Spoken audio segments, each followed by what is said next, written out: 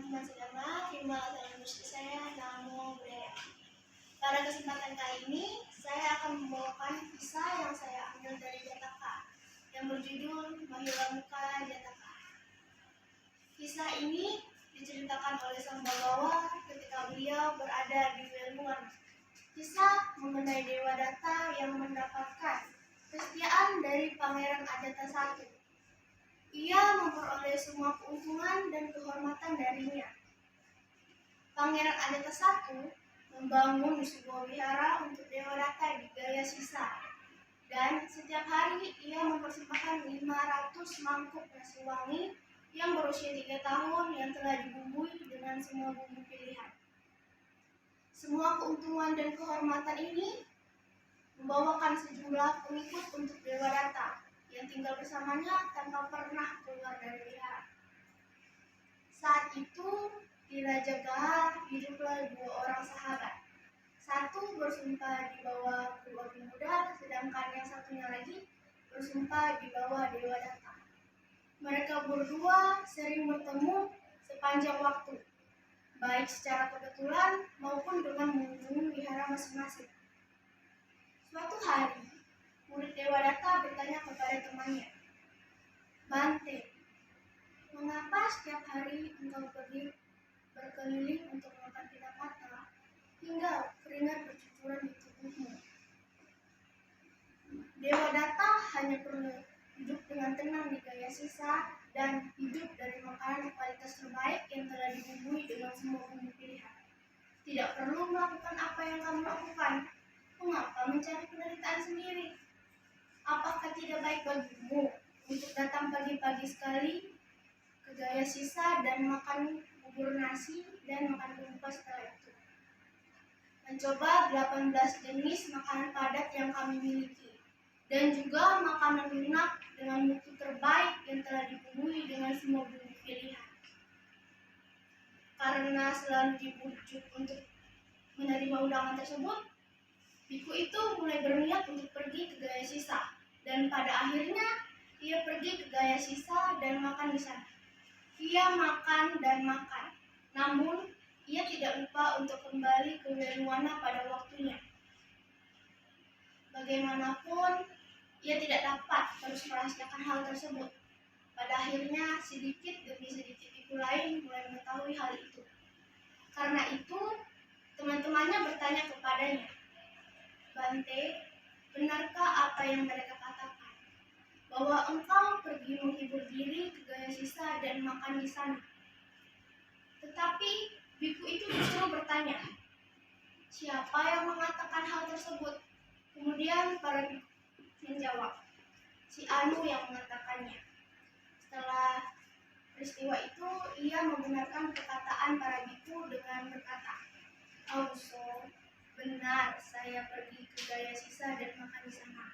Namun bukan Dewa Datta yang memberikan makanan tersebut kepadaku, melainkan biku lain yang melakukannya."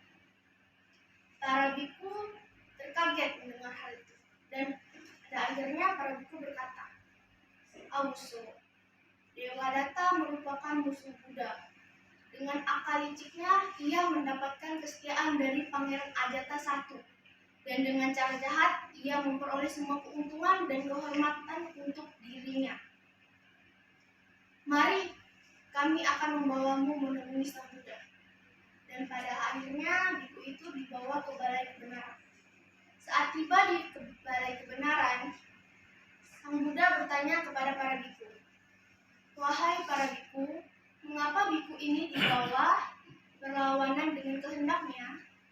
Kemudian para biku menjawab pertanyaan Sang Buddha, "Bante, biku ini pergi ke Gaya Sisa dan makan makanan yang dipersembahkan untuk Dewa Datta dengan cara yang tidak benar." Kemudian Sang Buddha bertanya kepada biku tersebut, "Apakah benar yang mereka katakan?" Kemudian biku tersebut berkata kepada Sang Buddha, "Benar, Bante, saya pergi ke Gaya Sisa dan makan di sana. Namun bukan Dewa Datta yang memberikan makanan tersebut kepada saya, melainkan biku lain." Kemudian Sang Buddha berkata, "Jangan berdalih di sini, Bante. Dewadatta merupakan pemimpin yang buruk dengan prinsip yang salah. Ia mengajarkan hal-hal yang tidak benar. Kemudian biku itu tertunduk lesu. Kemudian sang Buddha melanjutkannya dengan berkata, akan tetapi engkau memang selalu begitu. Engkau selalu mudah terpengaruhi oleh semua omongan orang yang engkau temui. Setelah mengatakan hal tersebut, sang Buddha menceritakan kisah lampau berikut ini. Sekali waktu, saat Brahmadatta memimpin di Benares, Bodhisattva terlahir sebagai menterinya. Saat itu, raja memiliki seekor gajah kerajaan yang bernama Mahilamuka atau Paras Gadis. Mahilamuka merupakan gajah yang sangat baik hati dan bijaksana. Ia tidak pernah menyakiti siapapun. Suatu malam, ada sekelompok pencuri yang berdiskusi di dekat kandang gajah tersebut. Mereka duduk sambil menceritakan rencana mereka. Inilah cara menerobos masuk ke dalam sebuah rumah, dan inilah cara mendobrak masuk melalui dinding rumah. Sebelum membawa kabur barang-barang curian, masuk dengan cara menerobos ataupun mendobrak dinding harus jelas dan terbuka, seperti lewat darat ataupun melalui air dengan cara menyeberangi sungai. Setelah saat membawa barang-barang curian tersebut, kalian jangan sampai terjebak dalam pembunuhan, di mana kalian tidak akan bisa melawan lagi. Seorang pencuri harus membuang semua kebaikan dan kebajikan yang ia punya, agar ia cukup kejam. Seorang pencuri harus penuh dengan kekerasan dan kebengisan. Setelah saling mengajari satu sama lain, mereka membubarkan diri. Dan pada keesokan malamnya mereka kembali dan beberapa hari setelah itu.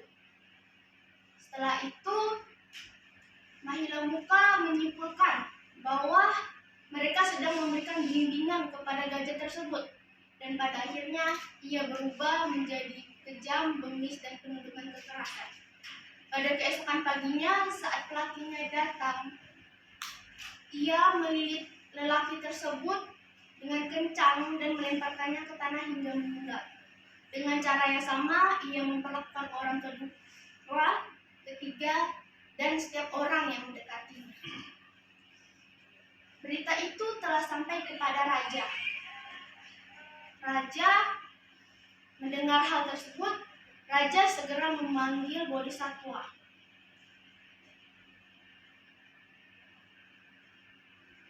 Yang agung, yang mulia, ada apa Anda memanggil saya? Kemudian raja berkata, wahai yang bijaksana, apa yang harus kita lakukan dengan gajah tersebut? Kemudian Bodhisattva berkata, apa yang terjadi dengan gajah tersebut? Gajah tersebut menjadi gila, kata mereka. Kemudian raja menyuruh Bodhisattva untuk pergi mengecek ke kandang gajah tersebut. Saat sampai di sana, sang Bodhisattva melihat gajah tersebut, tetapi ia tidak menemukan sedikit pun tanda-tanda ada yang sakit dari gajah tersebut. Hingga pada akhirnya ia mengorek semua kemungkinan yang membuat gajah tersebut gila, dan sampai pada titik akhir ia menemukan satu jawaban, yaitu ia pasti mendengar sebuah percakapan yang tidak baik di dekat kandang gajah tersebut. Setelah menyimpulkan hal tersebut, ia bertanya kepada penjaga gajah tersebut, apakah ada yang melakukan percakapan pada malam hari di sini? Kemudian penjaga kandang tersebut berkata kepadanya, ada tuanku, beberapa orang pencuri datang dan berdiskusi di sini. Mendengar hal tersebut, Bodhisattva kembali ke kerajaan dan memberikan laporan kepada raja. Yang mulia, tidak ada yang salah dengan gajah itu. Ia menjadi kejam karena mendengar pembicaraan para orang pencuri. Kemudian raja berkata, "Baiklah, apa yang harus kita lakukan?" Kemudian Bodhisattva berkata, "Undanglah orang-orang yang bijaksana untuk datang dan bercakap di sana, seperti para guru dan brahmana." Kemudian raja berkata, "Baiklah, lakukan hal tersebut, temanku." Dan pada akhirnya Bodhisattva mengundang para guru dan brahmana. Mereka duduk di dekat kandang gajah tersebut sambil membicarakan hal berikut. Seseorang yang baik hati itu harus tahan dengan penderitaan. Ia tidak boleh menyakiti makhluk lain ataupun orang lain. Ia harus tahan terhadap penderitaan. Setelah mendengar hal tersebut, gajah tersebut menyimpulkan kembali bahwa ini adalah suatu bimbingan untuk dirinya. Dan pada akhirnya, ia kembali menjadi Mahila Mukha yang semula, yang baik hati, bijaksana, dan tidak pernah menyakiti makhluk lain. Setelah berhasil menjalankan tugasnya, Bodhisattva memberitahu raja bahwa Mahila Mukha telah baik kembali. Dan pada akhirnya raja berkata dalam hatinya, ia memang sangat bijaksana. Bahkan perasaan hewan pun ia mengerti. Dan setelah itu mereka hidup dengan cukup lama hingga umurnya tua dan meninggal. Setelah hal tersebut, Sang Buddha membabarkan syair. Mahila Mukha sangat mudah terpengaruhi dengan percakapan orang di sekitarnya. Ia berubah menjadi jahat saat mendengarkan pembicaraan beberapa orang pencuri, dan ia menjadi balik kembali setelah mendengarkan percakapan para bijaksanawan. Setelah mengatakan tersebut, Sang Buddha menutup syair. Dan saya mendapatkan dua pesan di dalam cerita ini. Yang pertama, bergaulah dengan orang-orang bijaksana sebagaimana yang terdapat dalam Manggala Sutta. Dan kita harus bergaul dengan orang-orang bijaksana agar kita menjadi bijaksana. Orang-orang seperti apa yang bijaksana itu? Orang yang bijaksana itu dapat membenarkan yang baik dan yang buruk. Jadi misalnya kita berbuat salah, jadi mereka bisa mengingatkan kita, ini baik loh, ini enggak, gitu. Jadi kita harus berteman dengan orang yang bijaksana. Dan yang kedua, kita harus tidak mudah terpengaruhi oleh apapun. Kita tidak boleh terpengaruh oleh hal-hal buruk. Jadi kita harus menjadi bijaksana agar bisa membedakan yang baik dan buruk. Sekian dari saya.